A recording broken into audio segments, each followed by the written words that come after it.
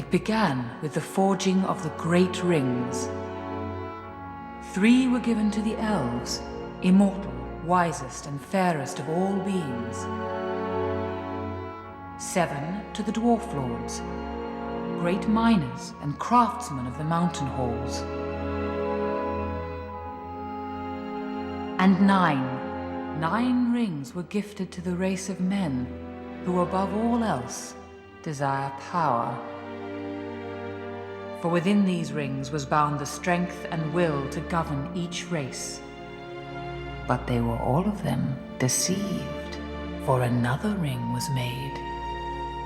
In the land of Mordor, in the fires of Mount Doom, the Dark Lord Sauron forged in secret a master ring to control all others. 1 ring to rule them all. But there were some who resisted. A last alliance of men and elves marched against the armies of Mordor, and on the slopes of Mount Doom, they fought for the freedom of Middle-earth.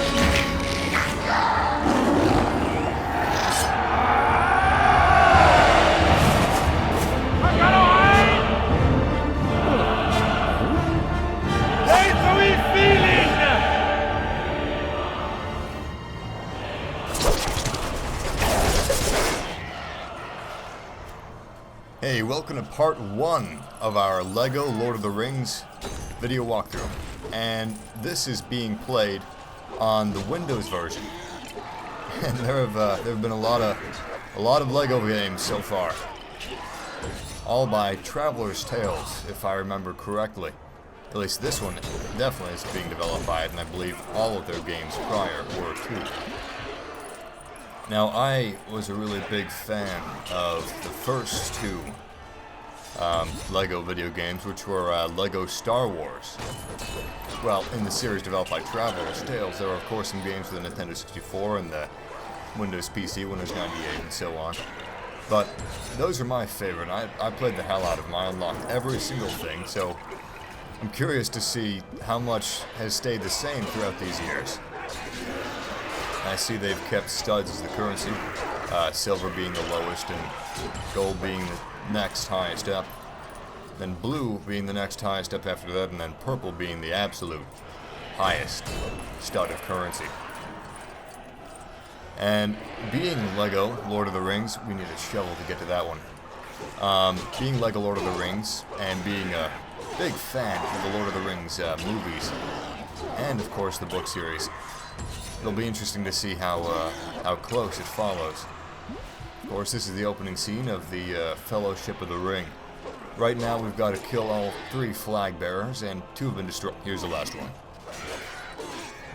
Alright, that's not too tough. Yeah, take that, you son of a bitch. Alright. Oh, shit, another one. Those guys are down. Eruption from Mount Doom. I believe this is almost where Sauron comes. In the battle, that is. Hold Y to select Elandil from the character's wheel. His sword, Narsil, can destroy Morgul LEGO objects.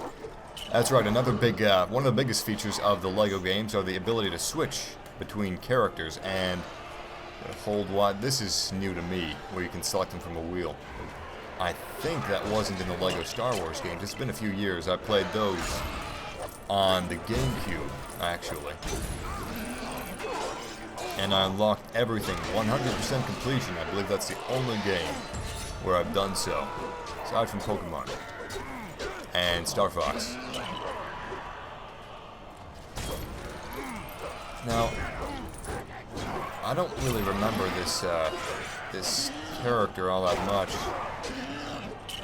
in the LEGO not in the LEGO, but the Lord of the Rings Fellowship of the Ring movie.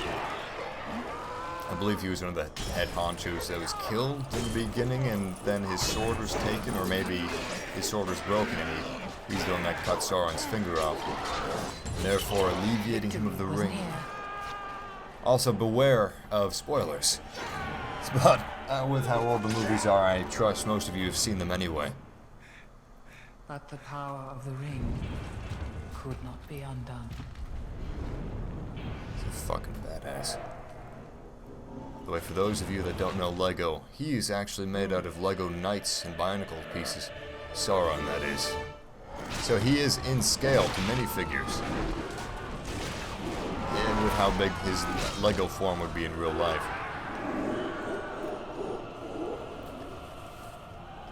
And I think this is the 8th or 9th installment in the Lego Traveler's Tales game franchise. People have been complaining it's getting a little stale. I enjoy them. I've played the second Lego Indiana Jones. I haven't played the new Lego Star Wars or the new Lego Harry Potter or the new Batman, but I'm gonna play the new Batman. By the way, when this mace hits the ground and gets stuck, that's what he hit. The new DC Lego game with Batman and Superman being featured inside of it, and expect a full review and walkthrough of that game upon its release. One of the new things you'll notice in this Lego Lord of the Rings are the fantastic graphics. I mean, true, it's just Lego characters and there's not that much detail, but there doesn't need to be. And this is a beautiful looking game. No doubt about that. We have yet to see how many improvements have been made thus far, however. So far, I see a lot of improvements aside from the graphics, and the gameplay is a little tighter. No, don't kill me! Oh, god damn it. Every time you die, you lose a bunch of studs. You can collect and pick most of them back up, however. Oh, there we go. 2 down. We just, nope. Maybe 1 down. He has 2 more prongs to go, however. But, the animations have been, tightened. It's much slicker. Like, their mouth's gonna move very well, as you saw in the orcs in the cutscene. And there's not much of a difference between the cutscenes or the in-game cinematics and the game itself. And the cinematics that are outside of the game. You can see that cave moves pretty well. I just hope they made improvements to mission structure and everything like that. It's at its core, it's a puzzle game. As you need multiple characters to progress through a level. It's, whoops, oh, come on. Damn it, I missed it. It's got to focus on co-op.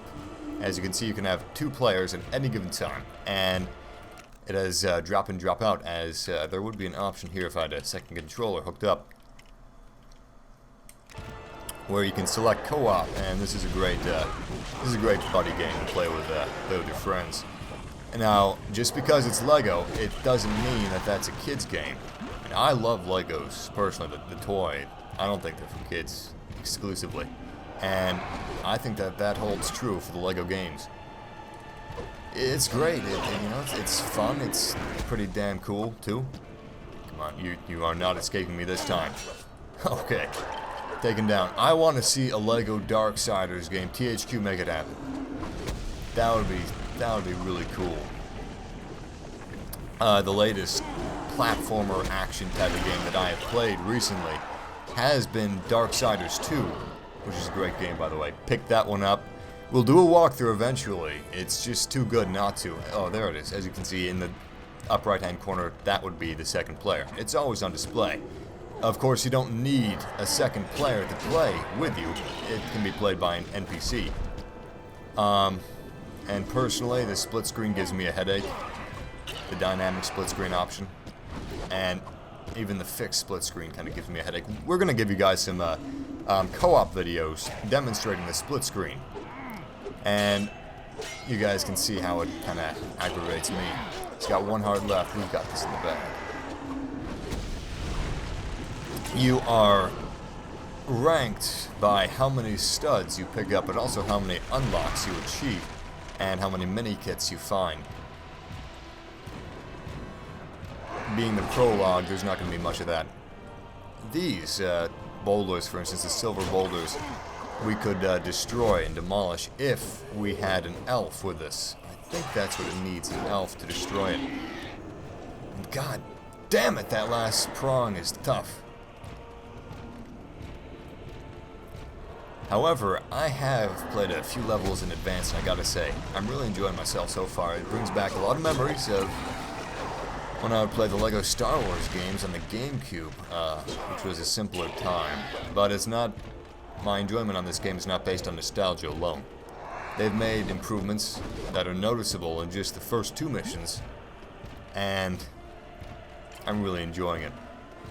I'm happy with what they've done thus far. It's a Lego game. You don't need to do that much with it.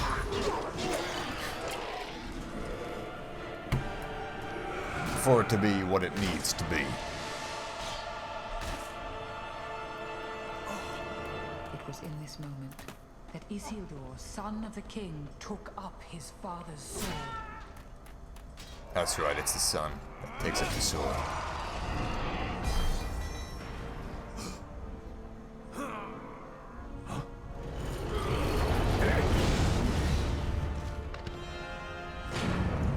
Sauron, the enemy of the free peoples of Middle-earth, was defeated. The ring passed to Isildur, who had this one chance to destroy evil forever. Isildur, hurry! Follow me.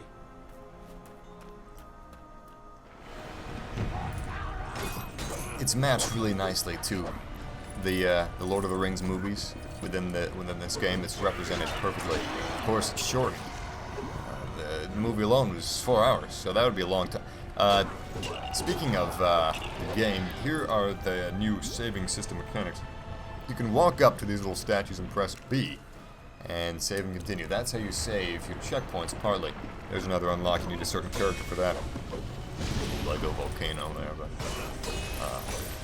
as I was saying, it's synced nicely to the movie. They use dialogue from the movie, same voices. I'm not sure if they have any voices added on. Of course, you know, to the orcs and certain sounds, but I don't know if they've re-recorded any dialogue specifically for the making of this game. I really highly doubt that. And you don't notice. It feels like it was, of course, if you've seen the movies, you've heard all these lines before and you recognize that they're from the movies, but it matches very nicely. It's seamless and it doesn't bug you. It doesn't feel cheap, even though I'm sure they saved some pennies on it. The platforming is as slick as ever. I died a lot when I was playing co-op in this segment. I couldn't see where the hell I was going. I wasn't used to it, granted. Okay, good. Fire kills him too. There's another segment where arrows would come in handy. Even though this is an elf, he does not have an arrow that I could use right now. Or a bow. Okay. Can I yeah, I can grab on. Okay. So this is a game that rewards you with multiple playthroughs, and most likely, this walkthrough will not just be of the storyline, but will walk through the use of all the separate characters within the Lego Lord of the Rings to, get the different mini-kits and to complete the game. If you guys want that, if there's enough demand for it and you guys want to see more videos, then I will certainly do that. And the models are much nicer too. Lego's really got this down to it. Whoops. Sorry, buddy. The Lego and Traveler's Tales, they've really got this down to a T. No pun intended. By this time, and they should by this point. Here's an example of the co-op gameplay. This little elf, he can jump on smelly leaves, apparently. Which this guy can't. The other guy, whatever his name is. Isildur.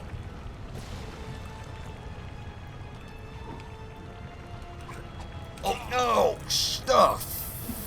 Fuck. Well, I would have missed this, okay. Guess there's kind of a necessary step, still. God damn it. At least we got a blue stud out of it. It can be kind of hard to see where you're going. Like this character, this is an example of his skill. He can jump on smelly leaves, this guy, and this guy with the sword, Isildur, he can destroy glowing black and orange objects, the Helghast objects. That's his speciality. This is most certainly a AAA title from LEGO. It's not one of the games that you'd be disappointed to receive, or upon buying it, you'd be disappointed. If you're into completionist and achievements, buy this game. If you're not into that, you can finish the story well within the time of a rental. It's not that long of a game. However, if you're a completionist, there's a lot of stuff here for you. And this isn't a game that you just buy the kids to play while you're playing Black Ops or Battlefield. Great. When you reach enough studs, or collect enough studs, you get a really long, flashing stud bar. And that means that you've done well. But back to what I was saying. This is a game that everybody can enjoy, not just the kids. It's a fun game. It's a nice escape from playing some hardcore, rip your throat out Assassin's Creed or Battlefield or Call of Duty. It's kind of like one of those party games, you know, that you can just sit down with a couple buds and buddies, not buds as in the beer, but a couple buddies. You could drink beer or drinking it. Maybe you could have a drinking game every time. I don't know how those work. Anyway, oh, see up there, there's another secret: a mini kit and a purple and a blue stud, and a little hole that you can crawl into. The hobbits are the ones that crawl into those holes up there in the top right-hand corner. But back to the main quest. Here we go. Ooh, lots of blue studs over here. Can I destroy? Yes, I can destroy these. But I'd better be careful, because I would lose far more studs than I'd gain if I fell over. And yes, it is split up by score, so it's kind of competitive when you play this game with a friend. But at the end, it's all divvied up into one pool. I haven't reached the hub world yet. In LEGO Star Wars, you could buy other minifigures and little quests. Cast it into the fire! Destroy it! No, you little bitch. Isildur! But the hearts of men are easily corrupted, and the Ring of Power has a will of its own.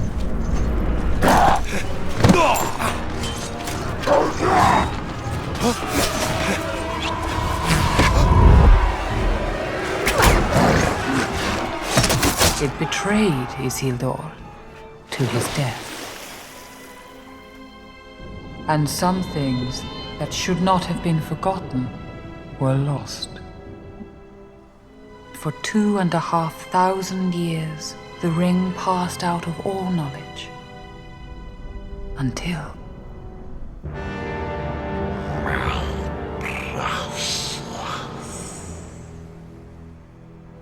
the ring came to the creature Gollum, who took it deep into the tunnels of the Misty Mountains. For 500 years it poisoned his mind.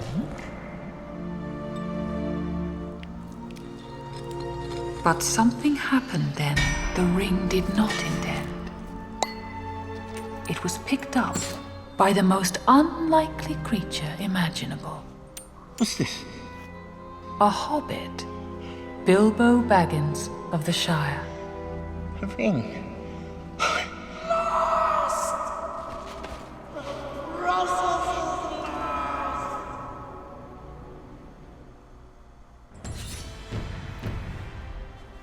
Alright. I gotta tell you, the animations are top notch. We've unlocked Elandril and Isildur. I'm mispronouncing them, but whatever. And we have new characters available to buy. Well, this has been part 1 of our Lord of the Rings, LEGO Lord of the Rings video walkthrough, and 100% excuse my language, I get kind of excited sometimes. 100%, we've got well over 41,000 credits in the bank. And please rate the video, comment, and subscribe if you liked it. And if you want to see more like this one, please tune in for part 2 of our LEGO Lord of the Rings video walkthrough, and we'll see you next time. But first, let's see what we got. We got 1 out of 10 parts of the mini kit. I don't know if that chest is 0 out of 3 to the far right. I don't know if that little letter is either. But it looks like the bag, that's kind of like an achievement selection. And we're going to continue this story next time. Thank you for watching, and Have a good one.